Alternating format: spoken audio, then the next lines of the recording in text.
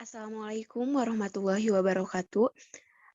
Selamat pagi, apa kabar semuanya? Semoga teman-teman sekalian berada dalam keadaan sehat walafiat. Yang kami hormati, dosen pengampu mata kuliah eksperimen fisika dasar 2, Bapak Asep Irfan Irfani MPD, dan teman-teman mahasiswa pendidikan fisika semester 4 yang kami banggakan.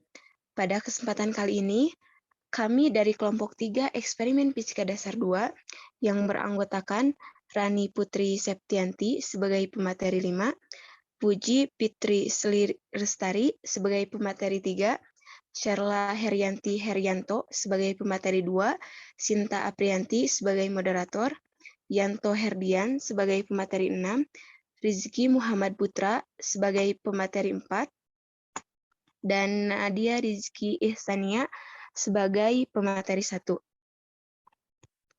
Next.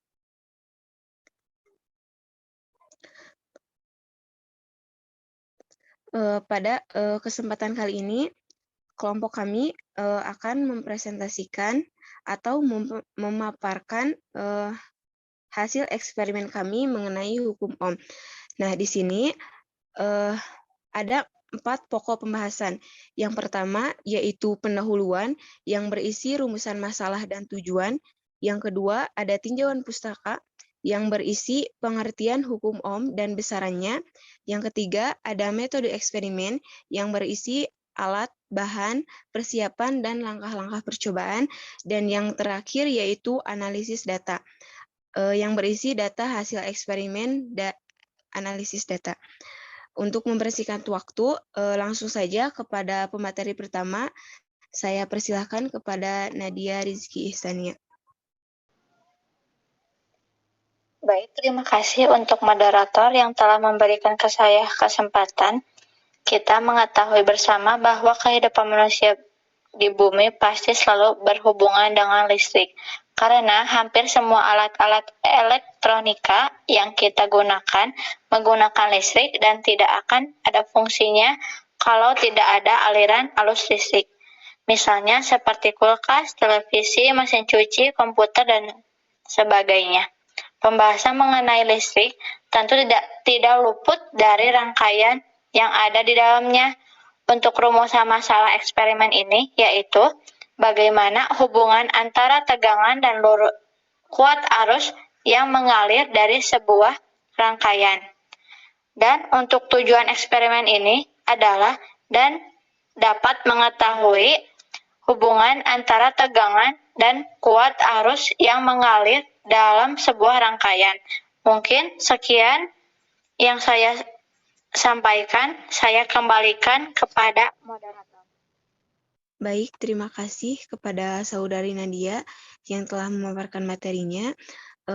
Yang selanjutnya, saya persilahkan kepada pemateri kedua, yaitu Sherla Herianti Herianto. Kepada Sherla, saya persilahkan.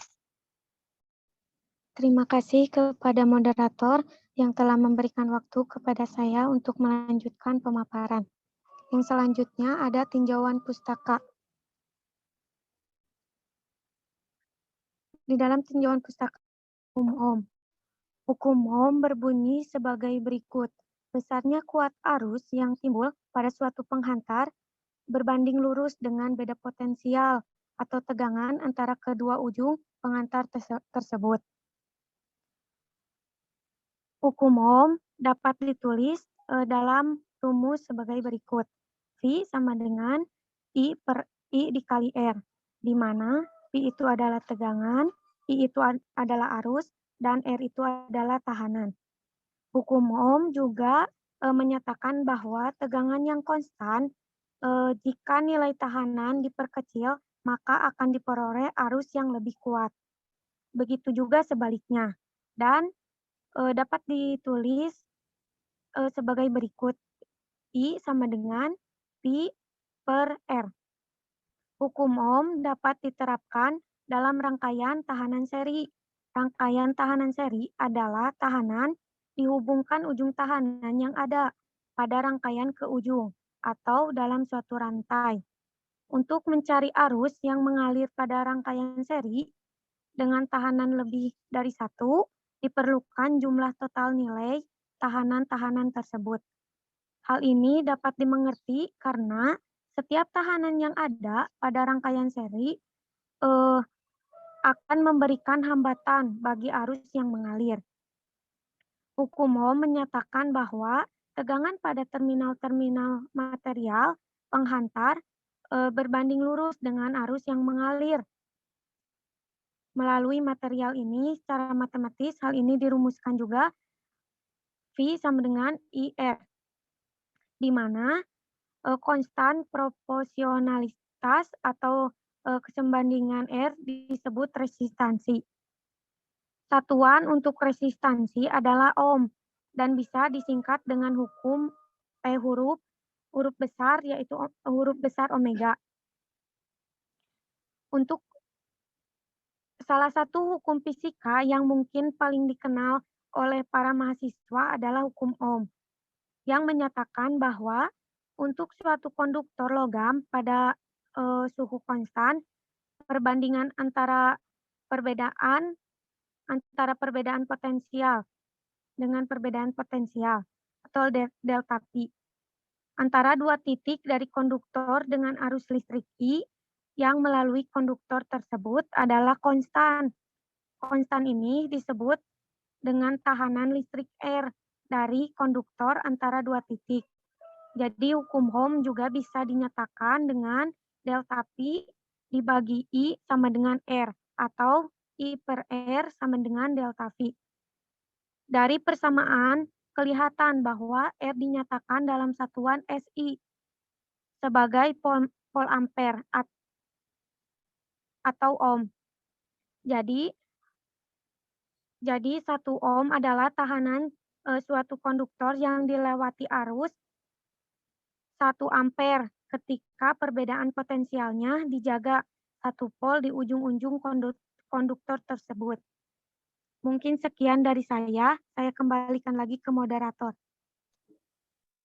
Baik, terima kasih kepada Sherla Herianti Herianto yang telah memaparkan materinya dengan begitu baik. Yang selanjutnya, pemateri ketiga yaitu Puji Fitri Lestari. Kepada Puji, saya persilahkan. Baik, terima kasih kepada moderator yang telah memberikan waktunya untuk saya untuk memaparkan materi selanjutnya mengenai metode eksperimen.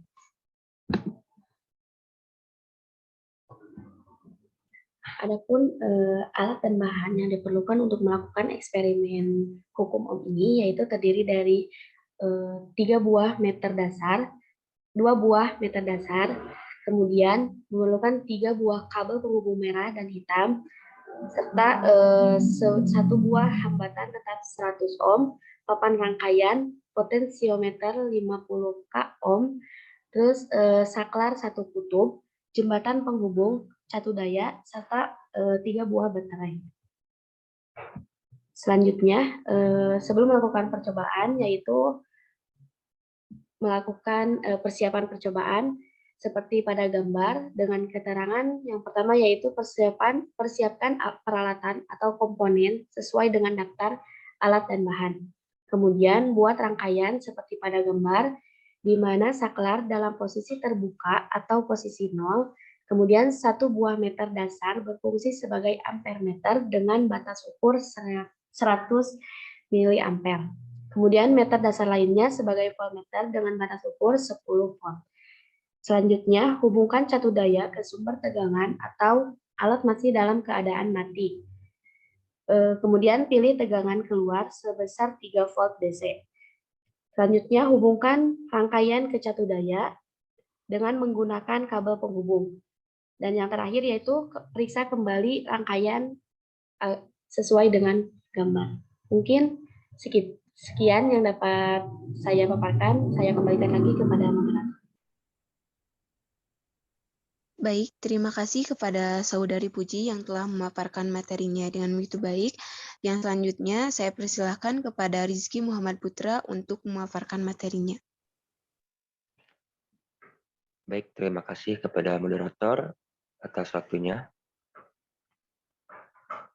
Di sini saya akan melanjutkan yaitu tentang langkah-langkah percobaan. Untuk langkah-langkahnya, yaitu A, hidupkan catu daya kemudian tutup saklar S, dalam kurung posisi 1. Atur potensiometer sehingga voltmeter menunjukkan tegangan sekitar 2 volt. Kemudian, baca kuat arus yang mengalir pada ampermeter dan catat hasilnya ke dalam tabel pada hasil pengamatan. C. Atur lagi potensiometer sehingga voltmeter menunjukkan tegangan lebih tinggi dari 2 volt. Baca kuat arus pada ampermeter dan catat hasilnya ke dalam tabel hasil pengamatan. D. Ulangi langkah ulangi langkah C sebanyak 3 kali, kemudian catat hasilnya ke dalam tabel pada hasil pengamatan. Next. Analisis data. Untuk data hasil eksperimen, untuk percobaan 1 diperoleh tegangan volt itu 0,6, kuat arus 6, untuk tegangan dibagi arus listrik itu 0,1.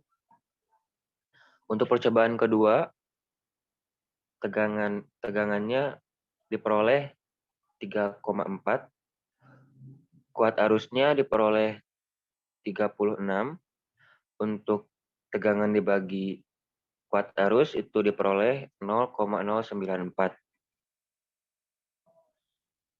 Untuk percobaan ketiga, tegangannya diperoleh 4,2, kuat arusnya diperoleh 48, untuk tegangan dibagi arus listrik itu diperoleh 0,088. Percobaan keempat, tegangannya diperoleh 4,4, kuat arus itu diperoleh 48, dan untuk tegangan dibagi arus listrik itu 0,092. Untuk percobaan kelima, tegangannya diperoleh 5, kuat arusnya diperoleh 54, dan untuk tegangan dibagi arus listrik itu memperoleh 0,093. Sekian pemaparan dari saya. Saya kembalikan lagi kepada moderator. Baik, terima kasih kepada Saudara Rizky yang telah memaparkan materinya dengan begitu baik. Untuk selanjutnya, saya persilakan kepada Rani Putri Septianti untuk memaparkan materinya.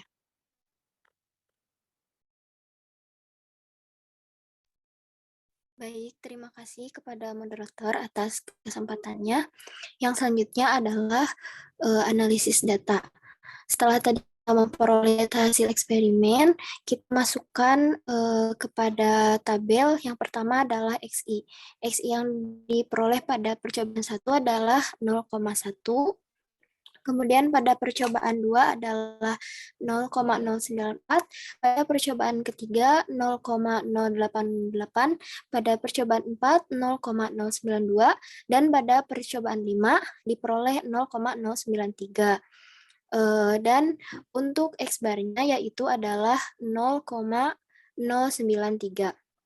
Yang selanjutnya adalah XI dikurangi X-bar. Pada percobaan 1, hasil yang diperoleh adalah 0,007, pada percobaan 2, 0,001, pada percobaan ketiga, 0,005, pada percobaan keempat, 0,001, dan pada percobaan kelima hasilnya adalah 0.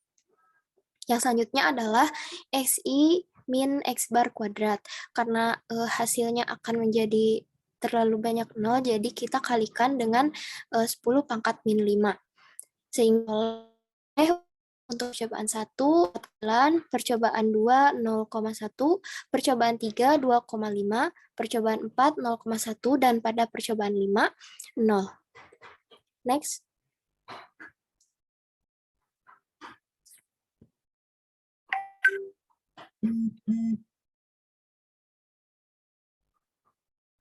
Oke, yang selanjutnya adalah kita akan menghitung delta X.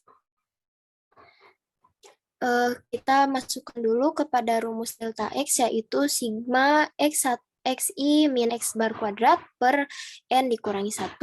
Kita masukkan akar dari 7,6 dikali 10 pangkat min 5 per 5 dikurangi 1, sehingga diperoleh hasilnya adalah 1,9 dikali 10 pangkat min 5 ohm. Dan untuk rumus dari nilai ketidakpastian adalah X sama dengan X bar plus minus delta X. Tadi X barnya sudah kita peroleh, yaitu 0,093, dan delta X-nya adalah 1,9 dikali 10 pangkat min 5 ohm. Sehingga hasil dari nilai ketidakpastiannya adalah X sama dengan 0,093 plus minus 1,9 dikali 10 pangkat min 5 ohm. Mungkin sekian yang dapat saya sampaikan. Saya kembalikan kepada moderator.